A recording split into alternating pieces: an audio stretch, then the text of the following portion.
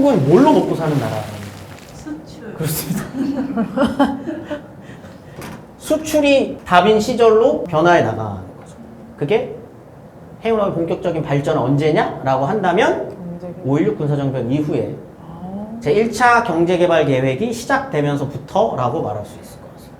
이때부터 수출이 모든 것을 좌지우지합니다. 사실 대한민국은 섬이에요. 위에 북한이 있기 때문에 섬입니다. 그런데 지금 이 대한민국에서 나는 여기서 우리가 캘 수 있는 원료가 있다거나 뭐 에너지가 있다거나 그렇지 않잖아요. 뭐 천연가스가 발견돼서 꽤 오랫동안 캐기는 했었지만 석탄 정도인 거지 나라를 부강하게 할 수 있을 만한 어떤 그런 원자재가 나오고 있는 곳이 아니에요. 그리고 섬나라입니다. 그러면 이런 나라가 성장할 수 있는 방법은 바다를 통해 수출을 원활하게 하는 것 말고는 사실 큰 답이 없는, 그래서 수출을 밀어붙이기 시작을 합니다. 이때 그냥 정부 정책이 수출 하나에 집중돼요. 산업의 기반 자체도 그렇습니다. 원래 60년대 경제개발 5개년 계획이 시작됐을 때의 대한민국 경제의 기반은 경공업이죠. 이때 수출을 뭘로 했을까요? 어떤 물건을 팔았을까요? 천, 옷. 옷도 팝니다. 섬유라고 보통 표현하죠. 섬유. 또 팔 수 있는 건 다 팝니다. 주로 파는 게 아까 이제 섬유이기도 했었고 다 팔아요. 머리카락도 팔아요. 가발도 팝니다. 또 신발 팝니다. 쥐도 팔았어요. 쥐가죽. 쥐가죽. 이거 되게 중요한 수출품 중에 하나였어요. 쥐를 잡아서 쥐 가죽을 벗겨서 코리아 모피코트. 그게 쥐예요. 지갑도 하고 옷도 만들고 이거 굉장히 중요. 왜요? 징그러워. 징그러워서요? 그 다음에 다람쥐 이런 거 갖다 팔고 머리 밀어가지고 팔고 이런 것들이 이제 경공업이죠. 경공업. 그런데 경공업을 우리가 딱 생각을 해봐도 경공업이다 라고 하면 아까 방금 얘기했었던 팔 수 있는 물건의 종류라고 하는 게 규모가 작아요. 근데 이때 처음으로 64년이 되면 연간 수출액 1억 달러를 돌파합니다. 그런데 2차 경제개발 계획이 시작됐을 때 목표를 굉장히 크게 잡아요. 연간 100억 달러까지 가자. 그러니까 1억 달러로 64년에 이뤄냈는데 77년에 13년 만에 100억 달러까지 판 거예요. 근데 그러기 위해선 경공업만으로 100억 달러 수출이 가능할까요? 아니요. 뭘 팔아야 될까요? 중공업. 그렇죠. 예. 중화학공업이라고 합니다. 네. 오랜만이다. 중화학공업화라고 하는 걸 70년대에 이루어내면서 철강, 조선, 자동차 규모가 크잖아요. 그러다 보니까 100억 달러까지 수출액이 급격히 늘어날 수 있었던 거죠. 한 번 위기도 있습니다. 처음으로 우와 이렇게 한번 위기를 겪을 수도 있나 수출이? 라고 하는 위기를 한번 겪어요. 그게 제1차 오일 쇼크를 겪습니다. 제1차 오일 쇼크가 딱 터졌을 때 엄청 타격이 컸어요. 왜냐면 국가 경제 성장의 방향성을 중화학공업화로 정한 지 몇 년 지나지 않은 상태에서 맞은 위기입니다. 그런데 중화학공업화에 가장 많이 들어가는 원료가 있죠. 석유입니다. 석유가 원활하게 공급되지 않으면 중화학공업화는 일어나지 않아요. 이루어질 수 없죠. 그런데 이때 1차 오일 쇼크가 터진 거죠. 근데 이거를 굉장히 현명하게 잘 이겨냅니다. 1차 오일 쇼크가 터졌어요. 그러면 가장 이득을 보는 나라가 어디죠? 석유가 나는 그렇죠. 기름이 나는 나라죠. 중동입니다. 근데 중동이 이때 떼돈을 벌어요. 그러면은 보통 돈 많이 벌면은 뭘 하죠? 기간 산업을 육성합니다. 항만을 만들고 도로를 깔고 건물을 때려 짓는 거죠. 그걸 한국에서 많이 합니다.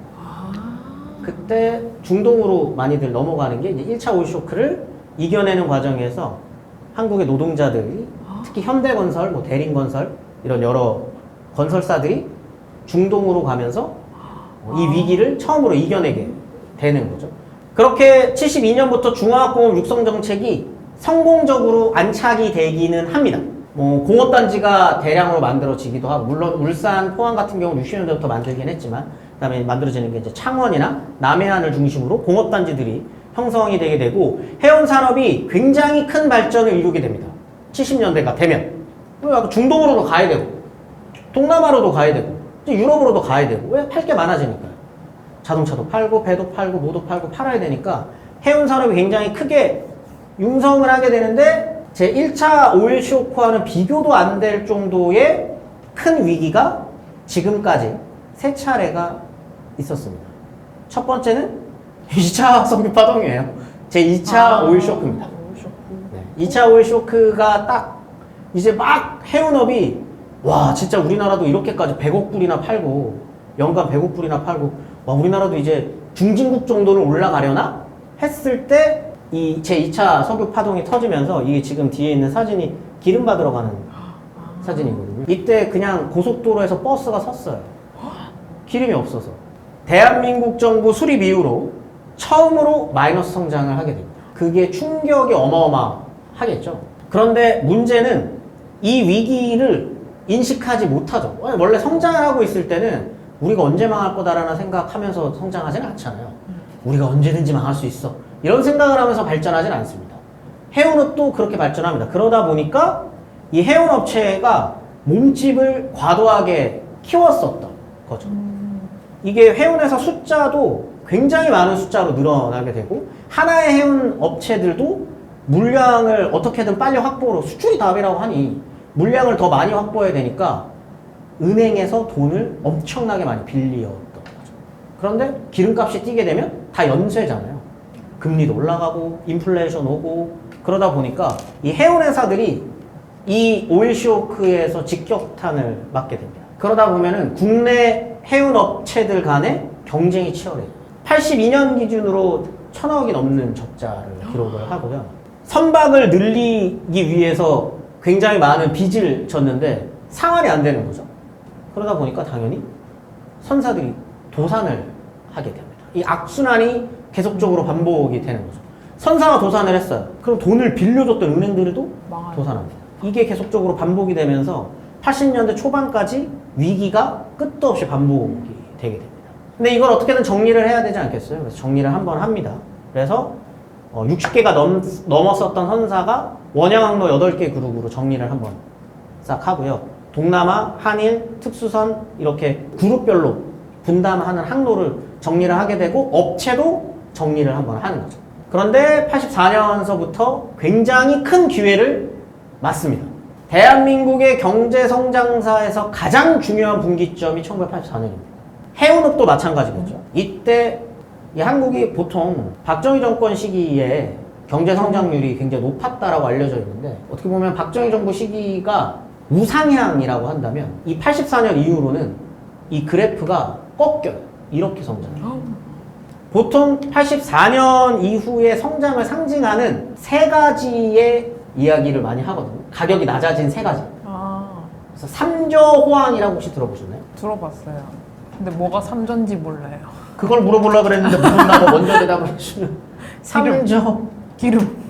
삼저호황이라는 전무후무한 대한민국 역사에서 전무후무한 성장의 시기가 찾아옵니다. 기름! 유가 또 오야 저금리 수출을 위해 하나가 가격이 낮으면 달러입니다. 이게 3개가 다 낮았어요. 유가도 낮고 금리도 낮고 달러도 낮고 그럼 수출의 환경이 어떻게 될까요? 너무 좋은 거죠. 너무 좋은 겁니다. 그러다 보니까 전무후무한 해운업의 성장이 일어날 수 있었던 거죠. 그리고 이 해운업의 성장을 기반으로 대한민국 경제도 급격하게 성장하기 시작합니다. 수출액이 어마무시하게 늘어요. 그러다 보니까 당연히 경제 성장률도 급격히 치솟게 되는 거죠. 이때 대한해운공사가 한진해운에 흡수합병 됩니다. 물론 지금은 한진해운이 없지만 그다음에 이때 고려해운이라고 하는 이 회사에서도 원양 부분을 현대상선에 매도하면서 양대 한진해운과 현대상선이라는 양대 해운업체가 경쟁을 시작하게 되고 몸집을 어마어마하게 불리게 되는 거죠. 문제는 굉장히 안타깝게도 제1차 오일 쇼크 이후에 2차 오일 쇼크 이전까지 성장 과정을 그대로 답습을 합니다. 몸집도 불리고 선사들도 늘리고 빚 내가지고 배 사고 큰 배 사고 이렇게 한 거예요. 왜? 잘 팔리니까요. 80년대 중반부터 90년대 중반까지 대한민국이 다시 한번 위기를 맞을 거라고 생각한 사람들은 거의 없습니다. 이제 앞으로 우리는 선진국만 가면 돼요. 그때 터진 일이 IMF 위기인 거죠. 이때 우리 이제 선진국 될 수 있으니까 OECD에도 가입하고, 뭐 환율 정책이나 이런 것도 이제 선진국이 하는 대로 이제 하면 되고, 기업들 우리 수출하기 좋은 환경이니까 피터네 은행에서 막 빌려줘요. 금융회사들도 엄청 많아지고, 많아진 금융회사들이 저리로 회원회사들한테 돈 빌려주고, 그럼 그 돈 받아서 부채율이 높아도 우리가 지금 호황기니까 더 물건 팔면 되지. 수출로 우리는 먹고 사는 나라잖아. 라고 해서 부채 비율이 높아지는 거에 대해서 아무도 신경 쓰지 않았습니다. 부채가 올라가는 만큼 우리가 더 많이 팔면 되니까. 그리고 그게 가능했었던 시절이 삼조호황 시절부터 이어진 호황기였었던 거죠. 그런데 문제가 터지죠. 동남아에서부터 시작된 국제경기가 침체 국면을 맞으면서 금융기관의 구조조정이 시작이 됩니다. 금융기관에서 구조조정을 하는 순간 해운업은 막힐 수밖에 없어요. 금융기관에서 돈을 제일 많이 빌려가는 데는 해운업체입니다. 왜? 몸집 불리기, 일단 규모가 크잖아요. 배 하나 사는데도 돈이 얼마입니까?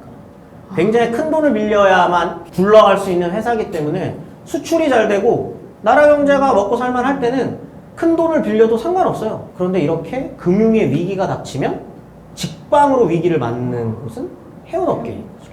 그래서 IMF의 나라 운영을 맡긴 거죠. 그런데 IMF에서 공고합니다. 금융기관에. 부채 비율 200%로 조정을 해라. 그런데 해운업계는 그거 갖고는 안 되거든요. 부채 비율이 어마어마했습니다. 그러다 보니까 해운 기업들도 구조조정을 할 수밖에 없게 되는 거죠.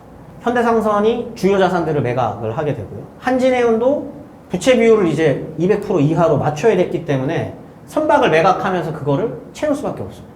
그럼 규모가 팔아야죠. 그거 말고는 답이 없으니까.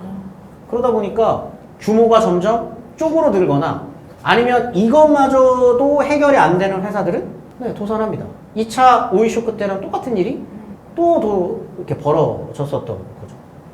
해외 회사의 총 톤수가 호황기와 비교했을 때 36%가 줄었다는 건 어마어마하게 축소됐다라는 말이거든요. 근데 그것도 가장 컸던 현대상선과 한진해운에서 이런 일들이 벌어졌다라고 하는 게 사실 한국 해운의 굉장히 큰 위기로 다가올 수밖에 없었던 겁니다. 물론 IMF 위기를 어떻게 이겨냈느냐라고 하는 거에 대해서 다양한 해석이 있을 수 있지만 이때 대한민국 경제가 체질 개선을 했다라고 평가를 늘 많이 합니다. 그리고 해운업계도 체질 개선을 통해서 일단 부채 비율도 200% 이하로 줄이기도 하고 전체적으로 다이어트를 하는 거죠. 그리고 그 수준에 맞게끔 다이어트를 시작을 합니다. 그렇게 해서 2000년대 초에는 안정화가 돼요. 문제가 있습니다. 2000년대 초반에 IMF를 이겨냈으니 우리 다시 한번 성장해볼까 하는 과정에서 비슷한 행위를 또 반복하게 됩니다. 2000년대 초반에 한진해운 현대상선이 성장은 하죠. 세계 4위, 세계 15위 뭐 이렇게 하면서 그 다음에 그 국제적인 어떤 그런 해운업의 그 성장 과정에 맞게끔 같이 변화를 합니다. 정보 시스템, IT 뭐 이런 거 이제 적극적으로 도입하고 하면서 종합화, 통합화 이런 것들을 하면서 다양한 시도를 해서 성장을 하고 이 두 회사도 사업 범위를 확대합니다. 한 번의 위기가 또 있죠. 또요? 세 번째 위기 뭘까요? 망하나? 한국 경제가 경험했었던 지금까지 중에서는 가장 컸던 최근의 위기. 금융쇼크. 그렇죠. 금융위기. 2008년 미국발 금융위기가 시작이 됩니다. 같은 변화 과정을 반복적으로 겪는 거죠. 거기에다가 또 하나의 이슈가 터지는 게 미중 무역 갈등이 본격화가 되는 과정에서 이 미국발 금융위기뿐만 아니라 저 미국과 중국 간의 무역 환경의 급격한 변화가 한국의 해운업계에 들이닥치게 그렇게 되면 위기가 더욱더 가속화될 수밖에 없겠죠. 원래 이 시기에 외항 선박 규모가 굉장히 컸음에도 성장하는 과정에서 그 이전의 위기를 맞았었을 때와 비슷한 경로를 걸어갔었기 때문에 이 성장이 위기에 대응하기 어려운 환경이 되어버려요. 그러면서 굉장히 큰 위기를 맞게 되고요. 가장 큰 해운 업체였던 해운 선사였던 한진해운이 도산에 위기로 빠져들게 되는 결정적인 계기가 되기도 합니다. 결국은 2016년에 공동관리를 신청을 하게 되고 8월 30일에 법정관리 그리고 2017년 2월 17일에 40년 역사를 마무리하고 한진해운이 공중분해되는 우울한가요? 네.